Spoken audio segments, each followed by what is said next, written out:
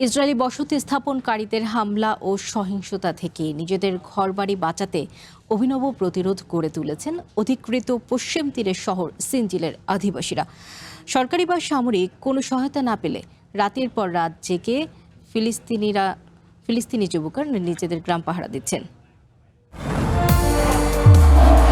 নির্মাণে number 1 Shah cement. পাহাড়ের চারদিক জুড়ে ঘনিয়ে আসে অন্ধকার।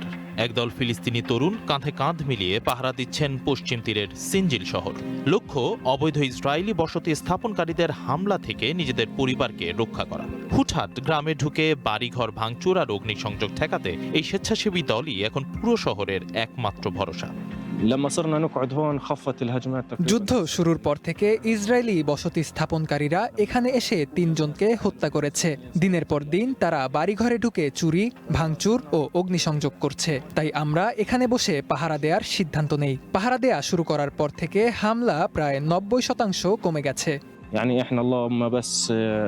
শুধু রাতের পাহারাই নয়, যে কোনো জরুরি পরিস্থিতি মোকাবেলায় পুরো শহর যুক্ত রয়েছে একটি হোয়াটসঅ্যাপ গ্রুপে। হামলার আভাস পেলেই মুহূর্তের মধ্যে জড়ো হন শত শত গ্রামবাসী। ইসরায়েলি বাহিনী কিংবা পুলিশ তাদের সুরক্ষায় এগিয়ে আসে না, এমনটাই অভিযোগ স্থানীয়দের।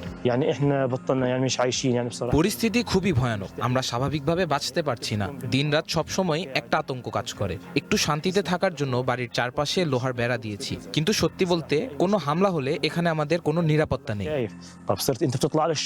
ইসরায়েলি সামরিক বাহিনী সিনজিল শহরের অধিকাংশ প্রবেশ পথ বন্ধ করে দেয়ায় দিন দিন আরও বিচ্ছিন্ন হয়ে পড়ছে এই জনপদ। আতঙ্ক আর কাঁটাতারের বেড়াজাল উপেক্ষা করেই নিজেদের অস্তিত্ব টিকিয়ে রাখার লড়াই চালিয়ে যাচ্ছেন সিনজিলের বাসিন্দারা।